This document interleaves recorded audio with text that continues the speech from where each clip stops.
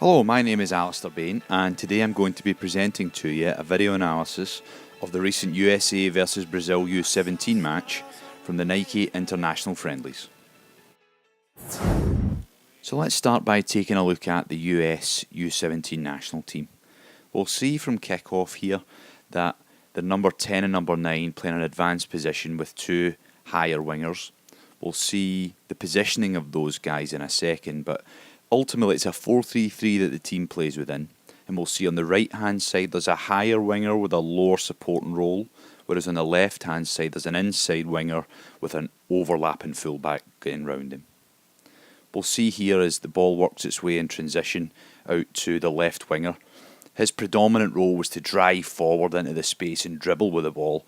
The number 9 then in turn moved high and played on the shoulder of the last defender. And on the weak side, the right winger tried to stretch the back four by playing at his highest point all of the time. We'll see here his movement and his position into the box as a number 9 is to try and again stay on the far post. As we'll see here in a second movement, the fullback coming up to cross it in. And unfortunately they don't get that chance, but we'll see the position in his play moves forward here. Again, we'll see the left winger as he picks up the ball, wants to drive inside. I really like the number 9's movement here, in that he works off of that dribble to try and position himself. Right, doesn't quite work out for them in this instance, but again we'll see on the weak side we've got a right winger there who's trying to stretch the play. So now when the overlapping fullback gets round, they've still got two bodies in the box and they've still got two people that can attack the ball. Okay, we'll see here on the right hand side as well, there's a little overload that happened a couple of times with the 10 and the 9 playing in that same channel, and now we get the runners in behind both of them. So on the right hand side, obviously we have the high right winger, and then the left hand side we have that lower position player joining play late on. So as we can see here, that overload happened by the number 8 getting in behind the midfield line, playing next to the 9, and then the 2 and the 7 supporting on the outside channel. Okay, we'll see it in this phase here as the goalkeeper plays it out to the number 9, right, who's actually now moved out to the right wing. The 11's moved into a 9 position and the number 7's all the way over on the opposite side. We'll see here that his height gave him an advantage to win possession, and now they could try and force that overload. So as we'll see here, they break the lines. Right, this is the number 8 that was positioned in that graphic. Breaks the lines into the 9, spare man is on the outside, number 2. It doesn't quite work out for them, so they build it again. They add in another player now. Okay, so another midfielder comes over, adds in, makes it a 5 versus 4. Now when they create that combination play, it's a 2 versus 1 on the outside now. So they're able to again break the line and get the fullback high and into a crossing position. Okay, they're unfortunate, it takes a little deflection and now it forces it into that sort of collision between the two. But ultimately they're getting themselves higher on the outside.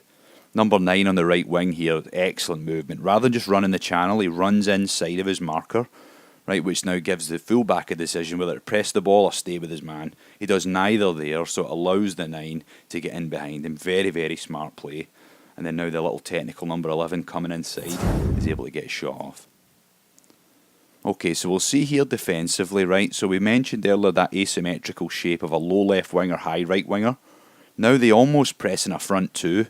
Right, we'll see on the right hand side here, the right winger gets high to press their fullback, and our right winger goes and presses the centre back. At least 3v3 in the back half, and as we'll see here, there's a little bit of a mishap, a little bit of misunderstanding on who's going to attack the ball. But what really impressed me was look how quickly they get back into that back 4 two-man defensive screen shape as quickly as they did.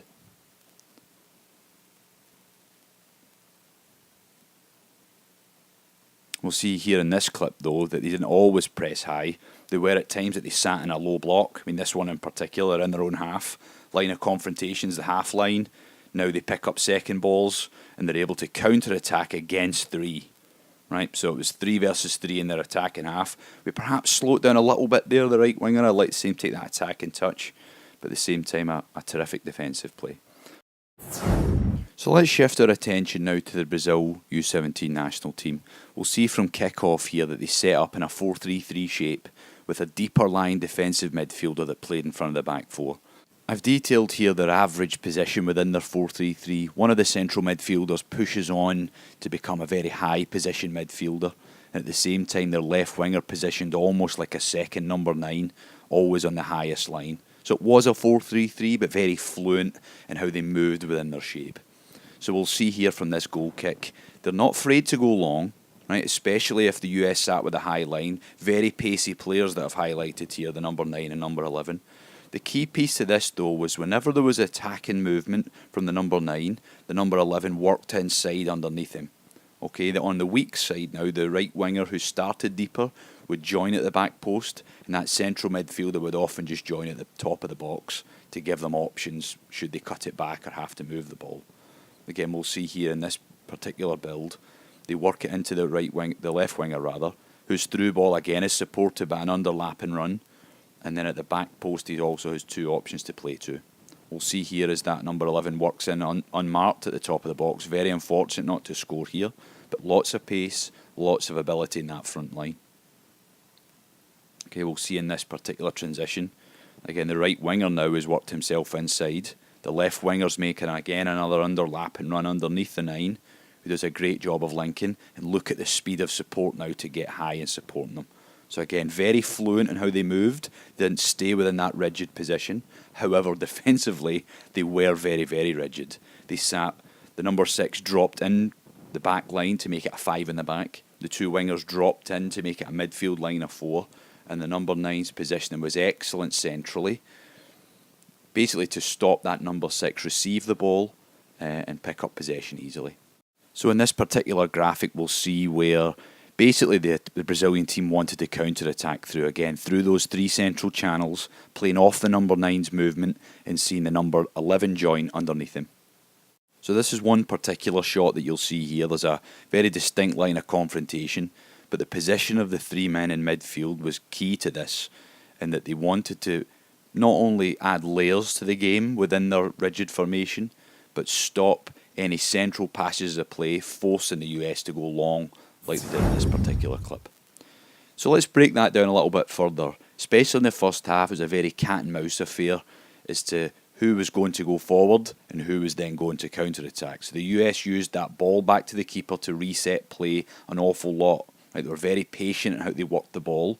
And we'll see here in Brazil's medium block, there's somewhat of a higher line, but look how close they are together. Okay, ideally for the US now, they break a line and make that vertical pass into the midfielder. But again, they're very patient, they move the ball. What I thought was key here, and we'll see when it gets to the fullback now, is a trigger point for the Brazilian team to now set a trap and squeeze the ball high. Look at how they all shift together as a group and lift the back line to the half line and force the US now to play longer passes. Okay, so after what looked like 3 or 4 square balls of moving it, now Brazil have it and they're able to go forward and attack centrally. Okay, little variation to the play here. We'll see again the US shift the ball left to right. And we mentioned in that particular shot earlier, the number 9 wanted to play off the shoulder. So at times they were able to read that and play that ball over the top. As we'll see in this clip though, it was offside, but the goalkeeper was very alert to those balls over the top as well. Okay, so another little variation in this cat and mouse game that we saw for a lot of the first half. Okay, was again that ball into the central area, the 9 checking into the midfield line essentially, which worked exactly in Brazil's favour because they now could crowd him out, smother the ball, and again now make those central counter-attacks that they wanted to basically go against the 2 men that were left in the US team in the back line. Okay, another variation to the play here. Again, we'll see a midfielder dropping into the back line. So it almost looks like the US are playing with a back 3 here. Their positioning now allows another player to find a different angle to play it forward, and as we'll see, he finds that diagonal ball that's now created a 2v1 on the outside. Okay, the Brazilian right winger was caught too high, and now the fullback's able to get forward. Further variation we'll see here is the central midfielder checking into what looks like an outside channel but is in theory an inside channel. He draws the Brazilian midfielder to come to the ball, and now they're able to expose that space.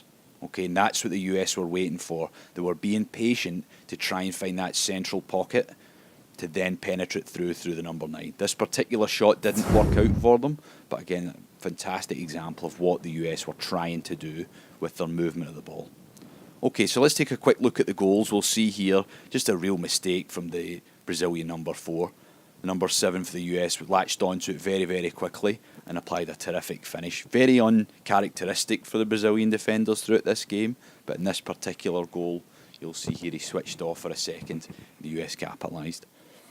Terrific ball here from the right winger for the US team to split the back line. And again, look at the number 9's movement here to get in behind the back line and find that pass. But more importantly, just an excellent finish in what's a very, very hard angle to score a goal.